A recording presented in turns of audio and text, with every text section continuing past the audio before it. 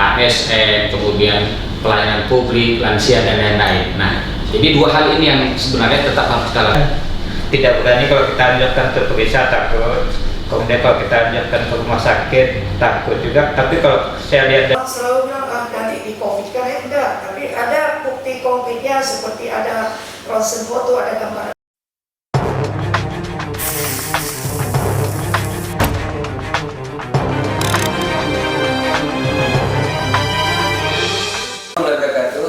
Kembali lagi bersama Jufrijan Samel. Kali ini kita hadirkan 3 narasumber dari Rumah Sakit Jubir Mahmud yang kita hadirkan ke studio kita pada hari ini.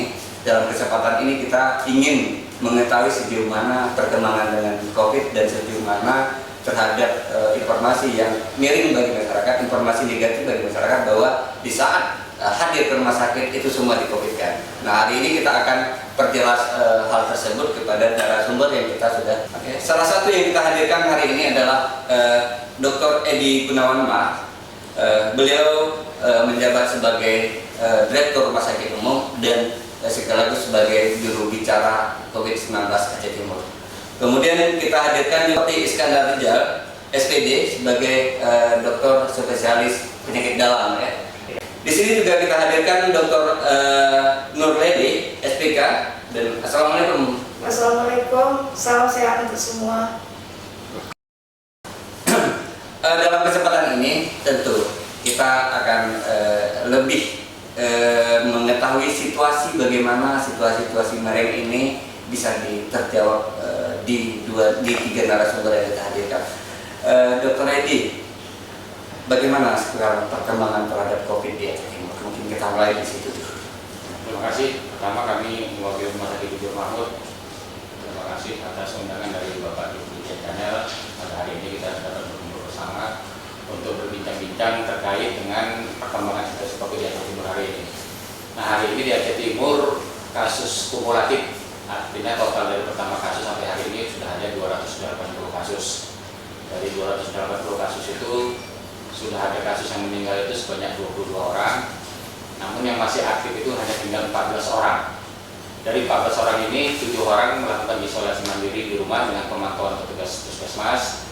Kemudian 7 orang itu dirawat di rumah sakit. Ada yang dirawat di rumah sakit Jubir Mahmud kita sebanyak 5 pasien. Kemudian di rumah sakit Muti Al-Usmawi 1 dan satu lagi di rumah sakit Zainul Abidin. Nah, kita lihat perkembangannya, tren dalam seminggu ini kondisinya sudah mulai menurun ya.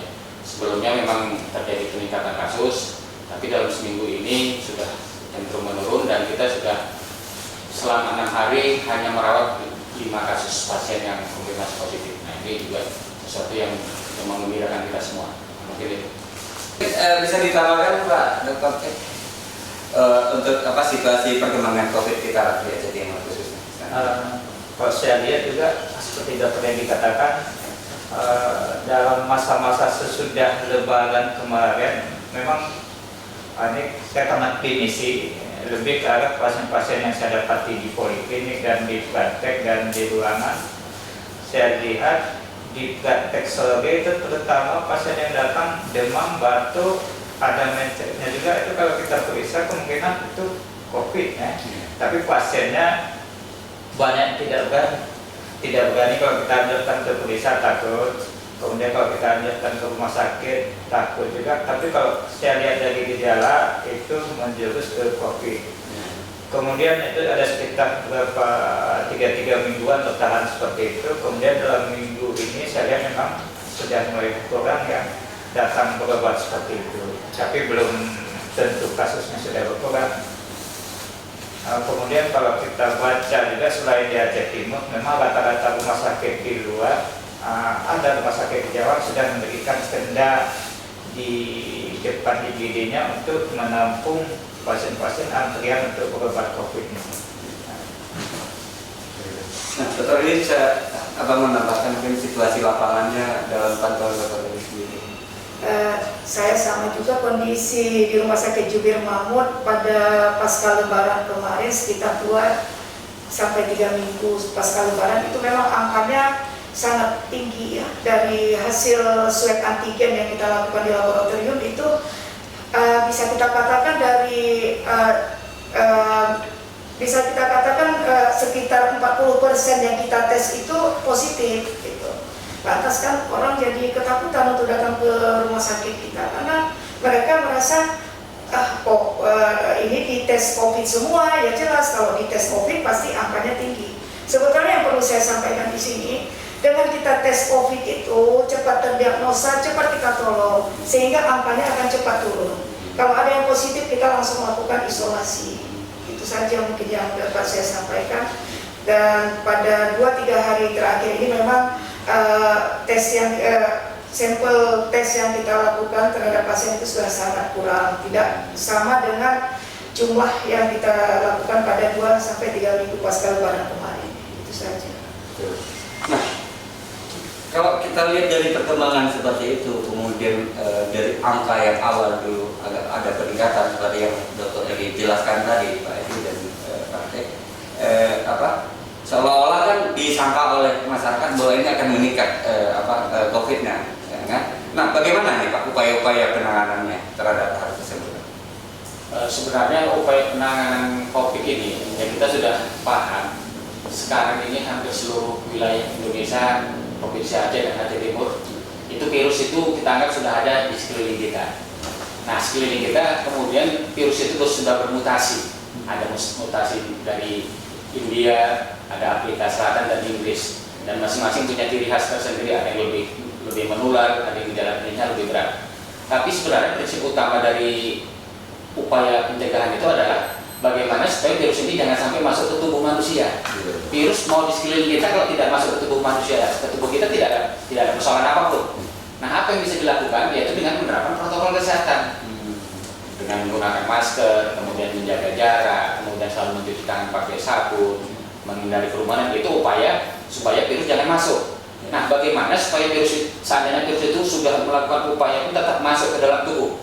Nah, itu kita lakukan dengan vaksinasi yang sekarang lagi giat-giatnya. Ada vaksinasi nakes, ada tenaga ASN, kemudian pelayanan publik, lansia dan lain-lain. Nah, jadi 2 hal ini yang sebenarnya tetap harus kita lakukan supaya virus jangan sampai masuk ke dalam tubuh, dan kalau seandainya pun sudah kabur masuk, tubuh sudah punya mekanisme pertahanan diri. Nah, itu yang kita lakukan.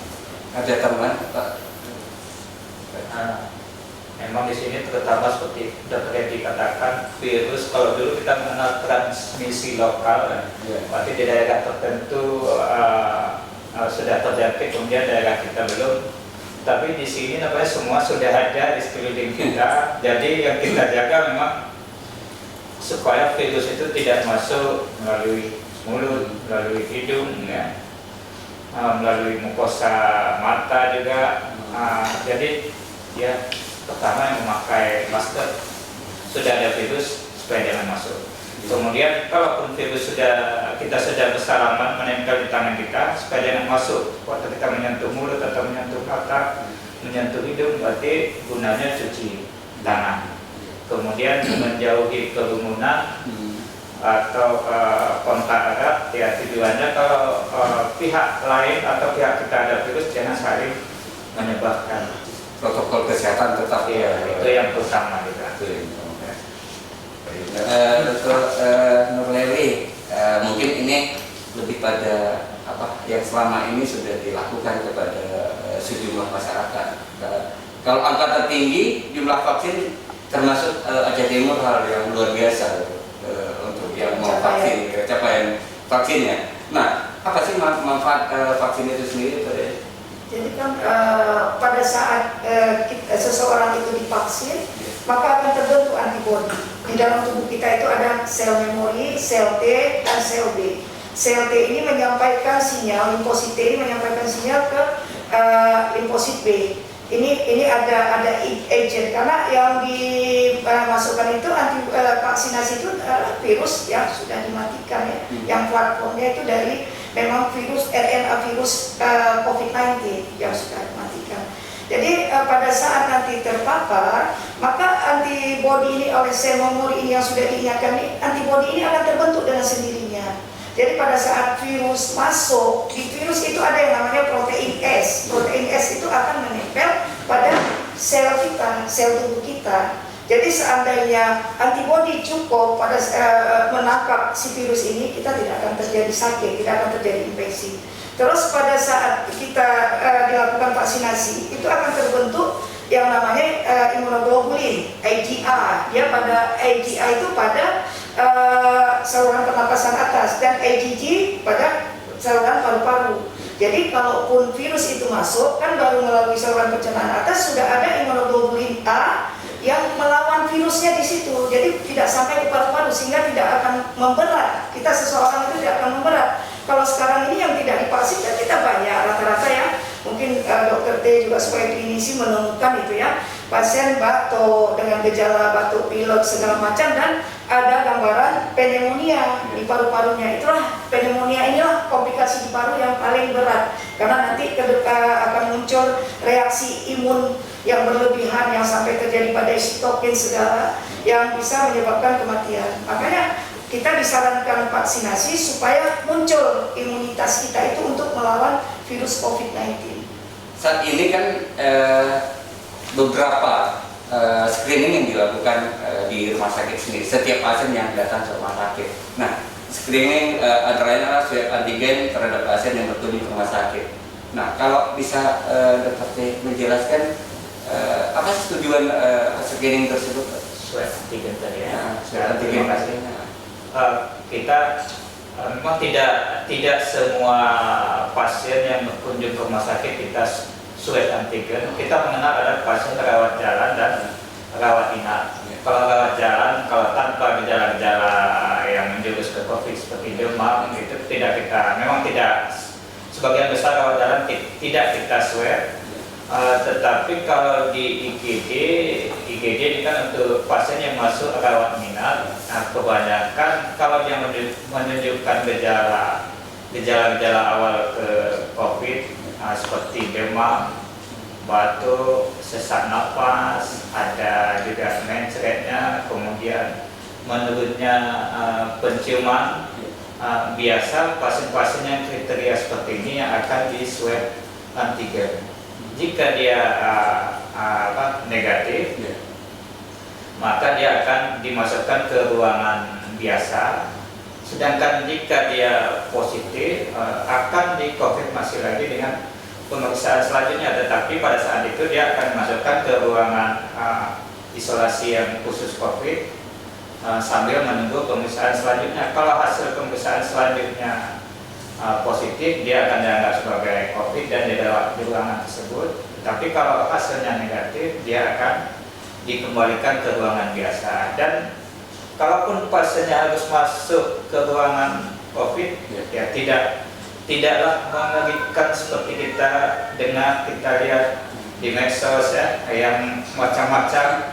Di sini saya sudah pernah masuk juga, sudah pernah melihat. Kebetulan waktu itu menjaga keluarga saya di ruangan itu, saya rasa ruangannya sangat nyaman, menyenangkan, dan tidak ada perlu ditakuti. Pasien keluarga pun diperbolehkan untuk menjaga satu orang, tapi kalau yang menjaga itu memang tidak boleh keluar masuk ya. Nah, jadi menurut saya tidak ada yang perlu ditakuti dengan swab antigen itu karena tidak semua pasien kita swab antigen. Ya, ini mungkin untuk bertiga, dokter. Ya, untuk bertiga, Pak Edi dulu lah yang berwenang di rumah sakit.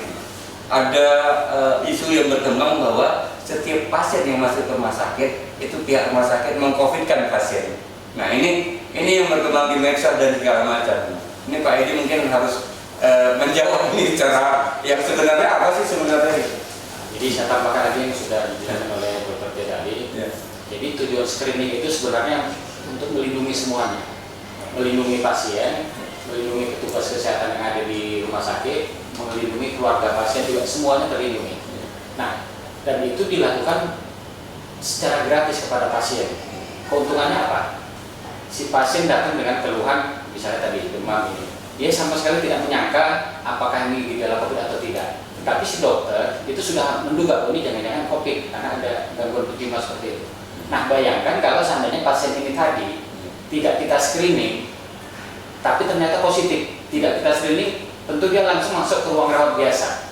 petugas tidak ada yang waspada, dokter tidak waspada, bayangkan kalau pasien yang positif tadi menularkan kepada dokter spesialisnya, keluarga dan lain-lain, bagaimana ruginya? Dokter spesialis kita juga terbatas, kalau sempat terpapar kan harus isolasi mandiri. Dokter terpapar, dokter terbatas, isolasi mandiri, pelayanan juga terganggu. Jadi tujuannya dengan dilakukan screening itu adalah untuk memisahkan. Kalau dia memang positif, hasilnya ya kita perlakukan sebagai pasien yang positif, ditindaklanjuti di ruang rawat yang memang sudah kita siapkan. Tapi kalau seandainya hasilnya negatif, ya kita perlakukan sebagai pasien negatif. Jadi sebenarnya semua diuntungkan. Sebenarnya rugi kalau ada pasien berobat ke rumah sakit lain tidak di screening, tapi sebenarnya itu menunjukkan gejala, itu akan rugi. Pasien keluarga, jadi pasien ini kan punya keluarga, punya anak kecil, punya orang tua yang komorbid dan lain-lain, bisa menularkan ke siapapun. Nah, jadi sebenarnya kalau masyarakat paham dengan tujuan screening ini, saya yakin ke depan ini tidak ada lagi yang merasa takut. Kalau orang yang sudah yang tahu manfaat screening, malah minta screening. Saya inisiatif datang sendiri, saya kok berapa hari ini kok demamnya lain, gangguan penciuman, minta di screening, nah ternyata positif, isolasi mandiri. Nah, jadi itu sebenarnya. Jadi tidak ada satupun, saya yakin, bukan hanya rumah sakit kami, rumah sakit lain pun saya tidak yakin kalau ada rumah sakit yang seharusnya tidak COVID dan nggak mungkin itu pemeriksaannya terkomputerisasi, terprogram. Sebagai contoh kita punya pengalaman, pasien yang sudah dirawat memang positif. Untuk dicek ternyata hasilnya negatif, setelah dirawat beberapa hari hasilnya negatif. Nah artinya pertama pasien ini positif, begitu sudah dirawat sekian hari hasilnya negatif. Jadi kan artinya nggak mungkin bisa dirubah-rubah hasil itu seperti itu. Nah, dokter, dari perkembangan misalnya asma kan hampir rentan ya antara keluhan COVID dengan keluhan orang penyakit asma. Kalau nggak salah saya juga hampir bersamaan keluhannya. Dan sering dianggap bahwa seperti itu, seperti penjelasan Pak Edi tadi, bahwa masyarakat itu menduga bahwa semua pasien itu di-COVID-kan. Gimana? Oke. Ya, karena kita ada tadi gejalanya, ada demam, ada batuk, ada sesak. Pada asma memang utamanya gejalanya sesak napas dan batuk ya. Kalau COVID biasa ditambah dengan disertai dengan ada demam-demam, ditambah gejala-gejala lain.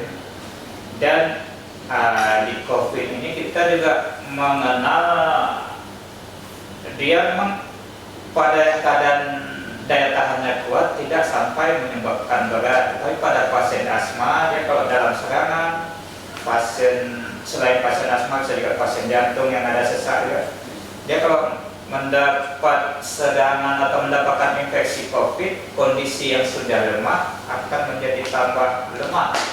Jadi pada pasien ini sebenarnya tidak di-COVID-kan karena gejalanya mendekati atau mirip dengan gejala COVID. Kita di situ memang yang utama kalau kita screening betul dia COVID atau bukan. Kalau betul, ya dia adalah dengan COVID. Kalau dia tidak kita screening, betul lah dia COVID. Kita masukkan ke ruangan yang satu ruangan sal ada yang 6 orang pasien yang lain, dia tambah 5 pasien lain, tambah keluarga-keluarga, berarti kita sudah menjalimi juga yang lain. Dan pasien COVID kita masukkan ke yang bukan COVID, semua akan menyebar ke pasien 5 tadi ditambah keluarganya kita bilang sehat-sehat. Yang pasien ini pasti biasa kondisi lemah, kalau kena infeksi COVID tambah parah kan. Belum lagi nanti dia membawa pulang ke rumahnya masing-masing. Tapi yang jelas bahwa COVID itu bukan ditentukan oleh dokter, tapi hasil pemeriksaan, kan seperti itu. Nah, ya, dari dokter cuma hanya melihat gejala pasien, kemudian riwayat kontak pasien dengan yang ada riwayat infeksi COVID, kemudian dilanjutkan dengan pemeriksaan swab ini, juga dikonfirmasi dengan pemeriksaan foto ronsen dada. Kadang-kadang seperti Dr. Nurweli bilang tadi berkaitan dengan swab juga, kita tergantung pada hari keberapa kita swab antigennya. Ada pada saat kita swab antigennya negatif karena sudah lewat masanya, tapi kita ronsen positif, dia ada pemeriksaan selanjutnya. Yang jelas bukan ditentukan tanpa bukti oleh dokternya. Dokter sendiri ada tambahan terhadap apa Mungkin yang bisa COVID saya- atau negatifnya Iya. masyarakat tadi, Iya. bahwa semua yang datang ke rumah sakit di-COVID-kan oleh pihak rumah sakit. Tanggapan? Mungkin yang bisa saya tanggapi di sini ya, tidak gampang sebetulnya untuk yang kami lakukan itu seperti saya di laboratorium itu sangat berhati-hati gitu ya. Jadi tidak gampang kita untuk mengeluarkan suatu hasil dari awalnya negatif kita jadikan positif biar pasiennya COVID gitu kan. Kita kan tanya seperti yang disampaikan Dokter T tadi, ada nggak riwayat kontak, ada nggak gejala. Jadi kalau memang ada gejala, mungkin pasiennya waktu kita swab antigennya negatif, masih ya kita akan tunggu untuk konfirmasi dengan PCR besoknya. Tapi pasien ini kalau memang ada riwayat kontak, ada gejala, itu biasanya memang akan tidak dari satu sisi aja, tidak dari sisi laboratorium aja. Karena kan dari sisi laboratorium orang selalu bilang nanti di COVID kan ya, enggak. Tapi ada bukti konkretnya seperti ada ronsen foto, ada gambaran pneumonia ya. Nah, itu bisa. Menyangkut dengan ini sekaligus ditambahkan Dokter. Iya. Menyangkut dengan setelah swab antigen Iya. negatif, kemudian dilanjut dengan PCR-nya positif. Ini bagaimana penjelasannya? Kalau swab antigennya itu bisa saja negatif karena dia bisa saya pasien datang pada hari antigen ini yang positifnya dia pada 0, kalau kita periksa 0 sampai hari kelima. Sesudah itu maka dia antigen akan menurun.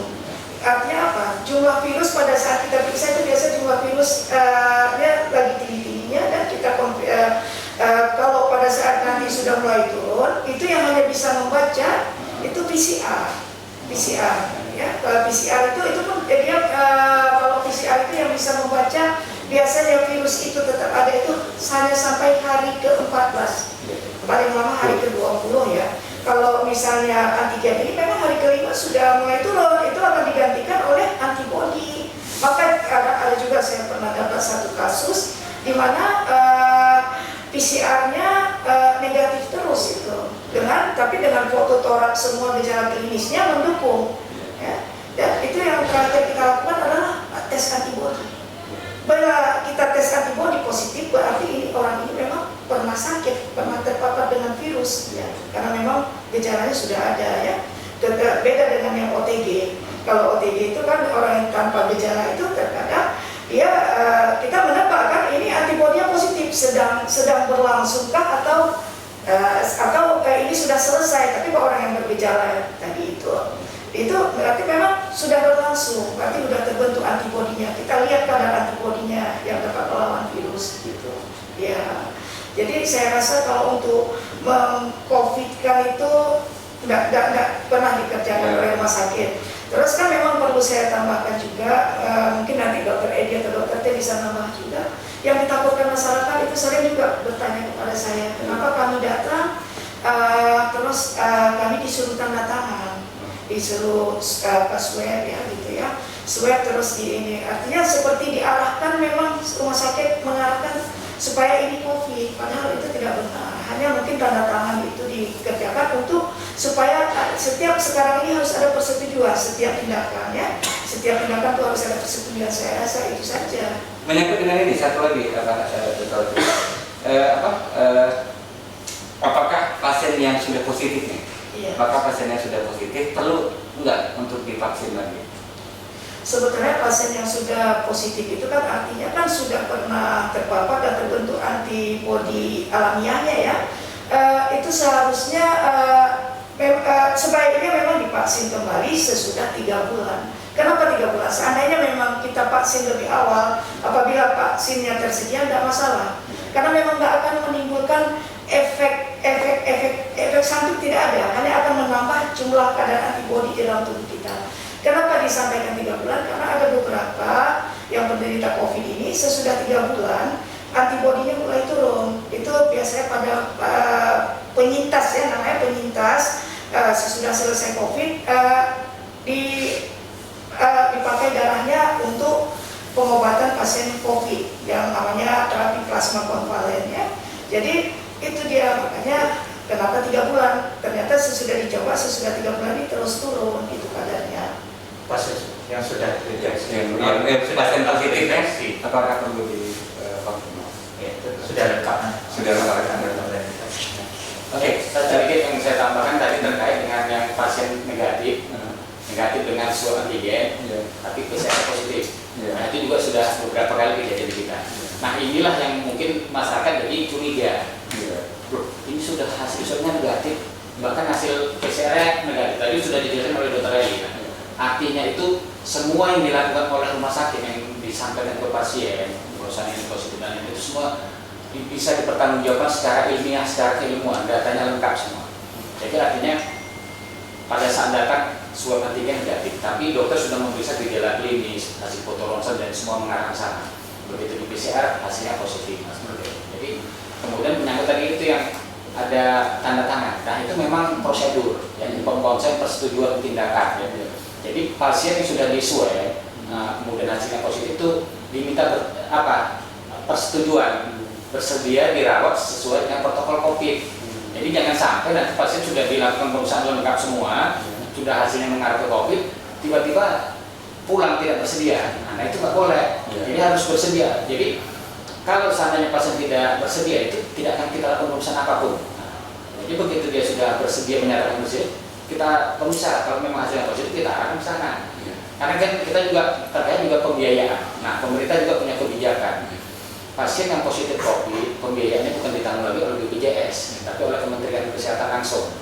Nah, seandainya tadi pasien sudah dikeluarkan biaya oleh rumah sakit, periksa swab, periksa PCR hasilnya positif, seharusnya nanti kalau dirawat kan yang membiayai itu pusat langsung, negara langsung, bukan lalu BPJS. Tapi tiba-tiba pasien pulang, rumah sakit mau mengklaim kemana?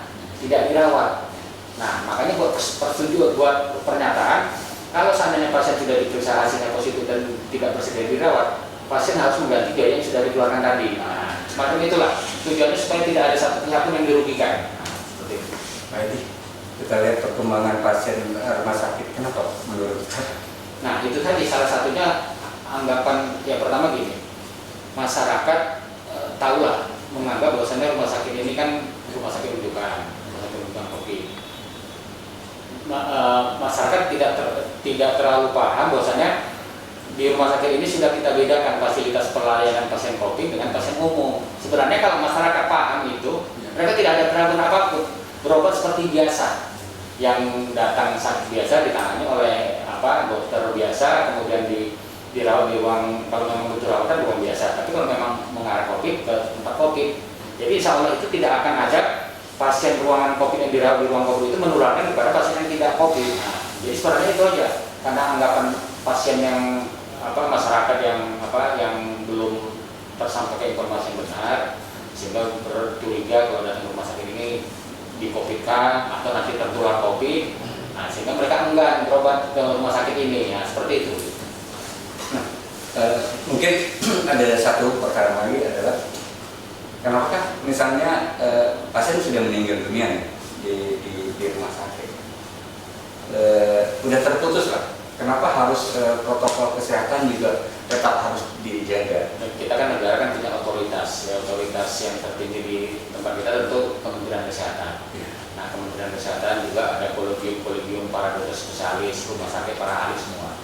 Nah, mereka juga sudah menyatakan bahwasannya jenazah pasien yang positif COVID itu sampai beberapa jam itu masih punya potensi menularkan. Menularkan itu melalui rongga-rongganya, cairan-cairan dari rongga hidungnya, rongga mulutnya, atau rongga mata, semua seperti itu.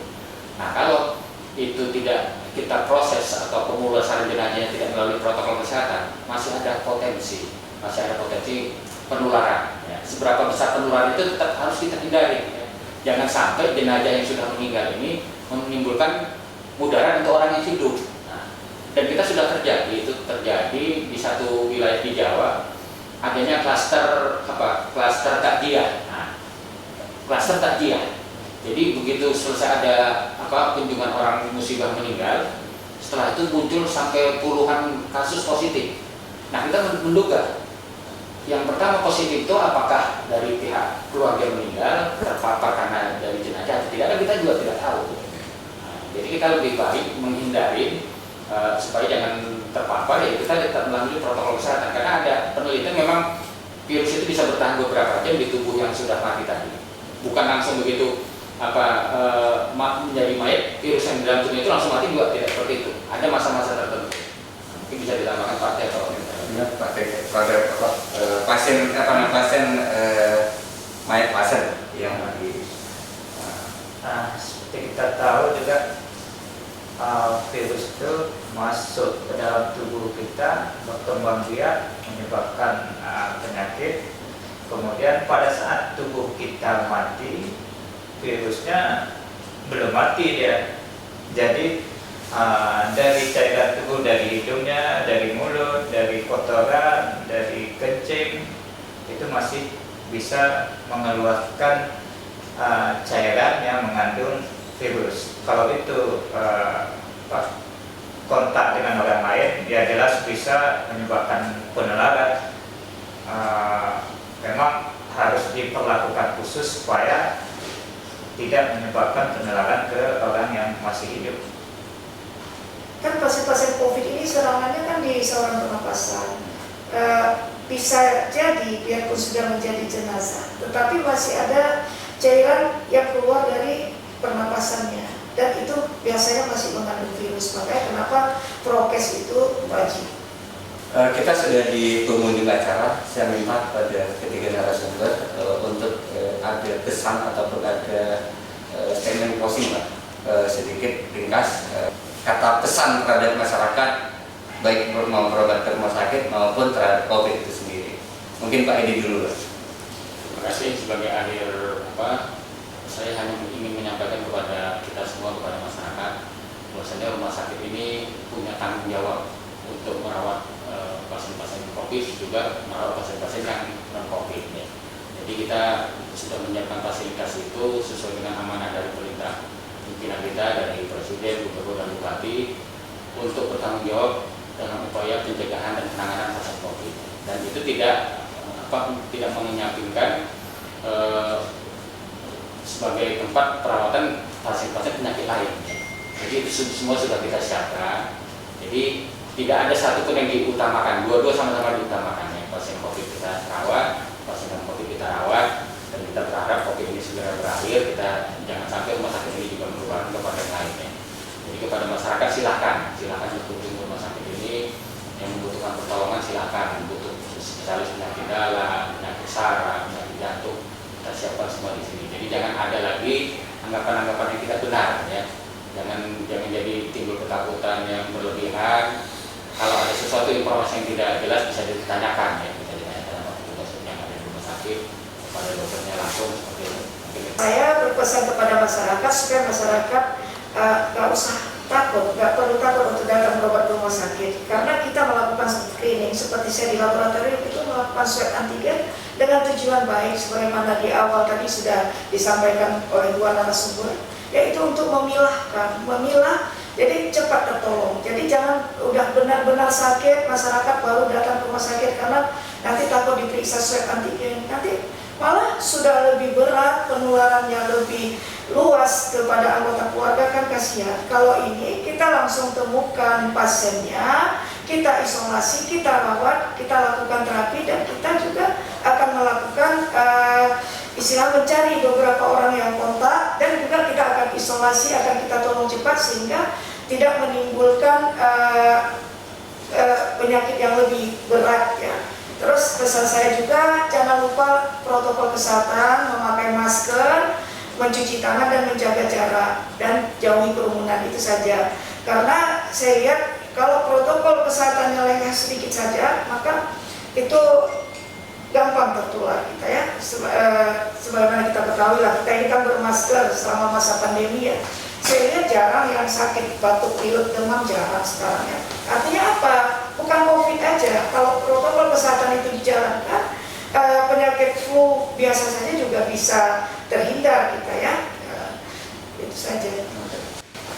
Oke, terima kasih banyak atas perhatian semua. Pada hari ini kita sudah berbincang-bincang dan mendapat informasi yang cukup baik hari ini. Bagaimana penjelasan terhadap hal-hal terhadap COVID itu sendiri, yang sebenarnya beredar bermacam hal yang terjadi yang beredar di medsos dan segala macam, kita sudah mendengar bersama bahwa itu banyak hal yang tersebar di medsos itu sendiri, banyak hal yang tidak benar. Maka sangat penting informasi seperti ini untuk dijelaskan supaya tidak ada simpang siurnya berita-berita, atau tidak ada simpang siurnya informasi ke tengah-tengah masyarakat. Terima kasih Pak Edi atas kesempatannya. Terima kasih Pak T atas kesempatannya. Dr. Eli, terima kasih banyak atas kesempatannya. Saya kira dengan jangan lupa Jufrijen Channel, kunjung ke Jufrijen Channel, jangan lupa like, comment, and share ke semua, dan informasi juga bisa lebih luas diterima oleh masyarakat, dan informasi yang positif seperti ini yang terus menerus harus kita jaga bersama. Saya akhiri dengan wabillahi taufiq wal hidayah. Wassalamualaikum warahmatullahi wabarakatuh. Waalaikumsalam.